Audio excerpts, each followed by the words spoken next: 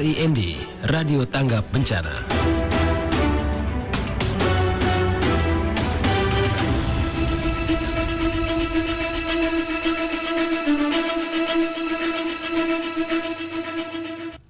Selamat pagi Bu Juli, salam sehat selalu.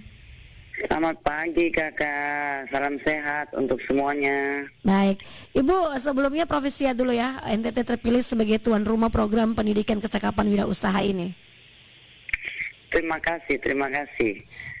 Bisa digambarkan Ibu seperti apa program pendidikan kecakapan wirausaha ini yang kemarin ya Minggu 17 Oktober ini telah diresmikan atau telah dibuka nih Bu?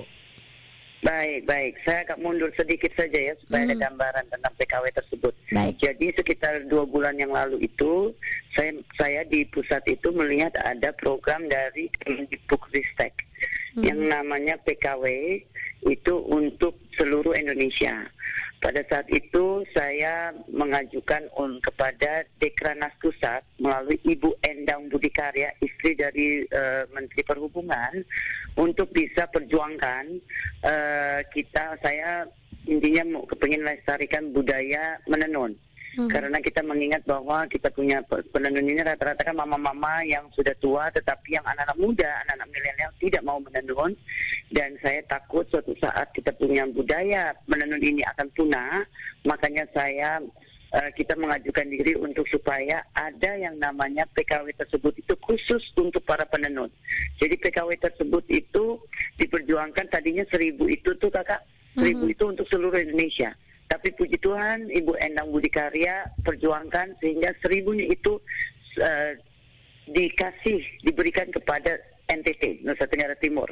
Dan 1.000 PKW itu mereka mendapatkan 6 juta per orang.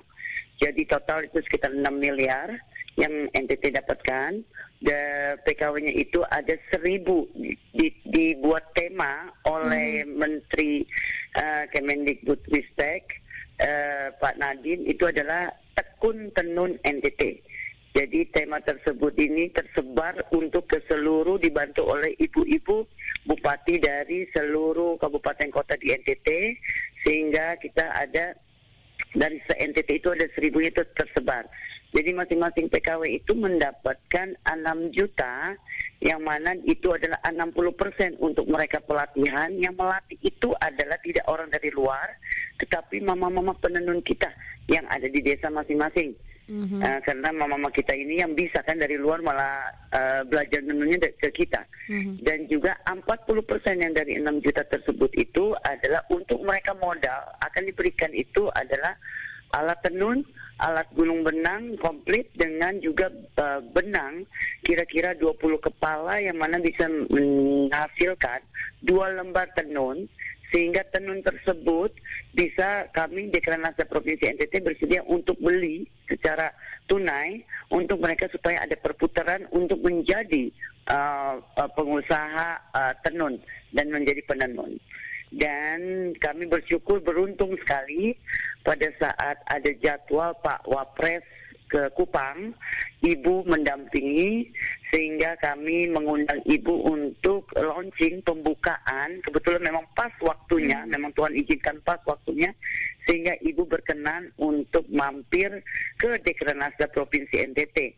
Saya memang mengajukan awalnya itu mereka minta untuk supaya satu tempat dengan Pak Wapres, tetapi saya mengingat bahwa kami punya Dekranasda ini belum pernah dikunjungi oleh orang pusat, khususnya Ibu Wuri, yang mana kita udah ter-ISO 9001-2015 dan kita ini beda daripada Dekranasda yang lain di provinsi lain. Jadi Ibu berkenan untuk mampir dan launchingnya itu di Dekranasda Provinsi NTT. Baik, ini merupakan angin segar dan sebuah hal yang penuh sukacita nih Bu Juli ya. Betul. Tapi memang betul kakak, karena setelah Ibu Wuri melihat itu ternyata di Dekranasda kami tidak hanya tenun saja. Jadi saya menceritakan dan binaan UM kami itu sekitar 400-an, sehingga semua produk-produk yang ada dari binaan kami itu dari kerajinan tangan, dari tenun, dari kuliner, semuanya ada di situ, sehingga membuka mata dari pusat, Dekranasda Pusat untuk bisa membuka channel lagi kepada kementerian-kementerian lain, tidak tutup kemungkinan untuk supaya tahun depan bisa ada program-program lain lagi untuk diberikan kepada Nusa Tenggara Timur, khususnya para UMKM. Baik. Nah, ini 1.000 orang peserta dalam program kecakapan wirausaha ini, Ibu dipilih dari mana saja atau apa saja kriterianya ini, Ibu? Oke, baik. Memang kriterianya itu di Jukninju itu umur 15 sampai 25 tahun, anak-anak muda yang memang sudah selesai sekolah SMA, tetapi tidak bisa atau belum melanjutkan untuk ke jenjang kuliah dan belum dapat pekerjaan. Jadi itu salah syarat utamanya. Dan saya memintanya itu mengajukan tambahan adalah saya mau tersebar di 22 kabupaten kota karena mengingat bahwa kita ini kan tenun ini kan bukan hanya di Kota Kupang, bukan di 1-2 tetapi di seluruhnya. Jadi itu diizinkan. Dan juga ada pihak ketiga yaitu Dekranasdanya masing-masing kabupaten yang akan menjadi dalam tanda kutip IO-nya tersebut untuk penyelenggaraan kelasnya dan memantaukan, harus memfoto, video dan mengabsen mereka itu. Jadi saya dibantu oleh Dekranasda seluruh NTT. Baik, ini tersebar di 22 kabupaten kota yang kemarin juga katanya mengikuti kegiatan ini juga secara virtual, Ibu ya, salah satu konkretnya. Betul. Semestinya antusias dari Ketua Dekranasda maupun 1.000 PKW tersebut antusias tinggi sekali. Tetapi mengingat prokes, protokol kesehatan di saat pandemi ini, jadi sehingga kita cuma hanya bisa launchingnya secara simbolis itu di Dekranasda NTT, tetapi yang lain itu mengikuti secara virtual. Dan jadi 1.000 PKW-nya difasilitasi oleh Ketua Dekranasda masing-masing untuk secara virtual, dan mereka sangat mengikuti sampai akhir ya, karena Ibu Wuri bukan hanya meluncingnya, dan yang kagumnya meluncingnya tidak pakai seperti biasa cara gong, tetapi secara memetik sasando, Kakak. Jadi menunjukkan kita punya kita punya salah satu keunggulan kita itu adalah alat musik kita yaitu sasando. Dan semuanya ngikut, dan Ibu Wuri kunjungin semua sampai lantai 1 dan lantai 2 semua ruangan, sehingga peserta Zoom mengikuti perjalanan Ibu Wuri di dalam itu sekitar 2 jam lah ya. Oke, baik. Nah Ibu, ini kemarin kan beberapa waktu lalu saya sempat wawancara Bu Juli juga tentang lapak Deskra ini ya Bu ya. Nah apakah hasil-hasil dari para anggota atau peserta PKW ini juga nantinya bisa dipasarkan juga di lapak Deskra ya Bu ya? Itu udah pasti, karena lapak Dekra itu sudah saya soft launching itu memang untuk menjadi wadah supaya mempromosikan kita punya segala sesuatunya potensi yang dari UMKM yang ada di Dekranasda. Yang tugas saya adalah untuk terus membuka jaringan dari lapak Dekra tersebut ke jaringan-jaringan e-commerce yang lain sudah secara nasional maupun internasional, dan juga tugas saya untuk menggali terus para UMKM dari 3.300 desa di seluruh NTT, apa saja potensinya. Jadi tiap hari tugas saya adalah menggali potensi itu, memfasilitasi mereka sehingga mereka punya produk itu bisa menjadi standar nasional maupun internasional untuk ditaruh di e-commerce kita yang namanya Lapak Dekra dan untuk pangsa pasar. Seperti itu. Oke, baik. Nah, sebagai seorang ketua di Dekranasda NTT dan juga Ibu merupakan ketua penggerak PKK Kabupaten Provinsi Nusa Tenggara Timur, bagaimana Ibu melihat geliat UMKM nih di NTT khususnya di masa pandemi COVID-19? Kalau menurut saya ternyata NTT itu tidak miskin. NTT itu bukan nasib tak tentu, karena semua daerah itu mempunyai potensi dari jagungnya, dari pisangnya, dari kelornya, dari coklatnya, kakaonya, dan segala banyak hal. Ya kan, dari anyaman, dari rumput bisa dibikin sedotan, dan SDM-nya itu ada.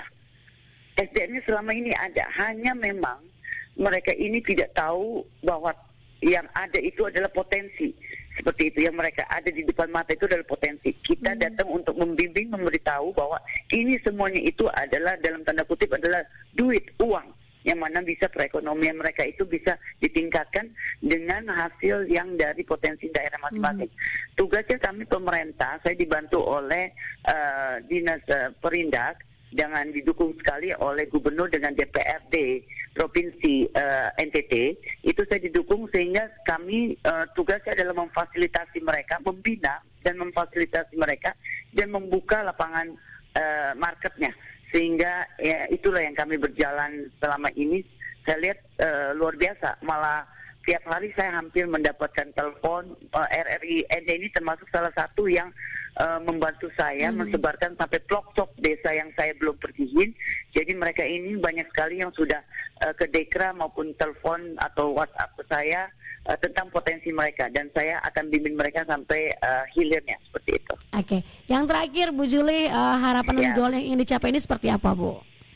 Oke, saya berharap bahwa melalui 1000 tekun tenun NTT ini, melalui 1000 TKW, anak-anak milenial kita mau melihat bahwa menenun itu adalah potensi, bukan hanya budaya, tetapi potensi yang mana mereka itu tidak usah lagi pergi harus mengantri atau mengadu nasib di ajang ASN, mendaftarkan diri untuk PNS. Kalau jika tidak dapat, bukannya harus tidak ada apa-apa, tetapi bisa melalui menenun ini bisa mencari nafkah menurut saya, dan potensi yang lain. Jadi tetap semangat, dan saya kepingin anak-anak milenial kita, penerus kita ini mempertahankan terus budaya tenun kita Nusa Tenggara Timur. Oke, baik Ibu, terima kasih informasinya pagi hari ini. Sukses untuk PKW-nya Ibu banyak. Ya. Terima kasih banyak RRI ND. Salam sehat untuk semuanya. Terima kasih. Salam sehat kembali Ibu.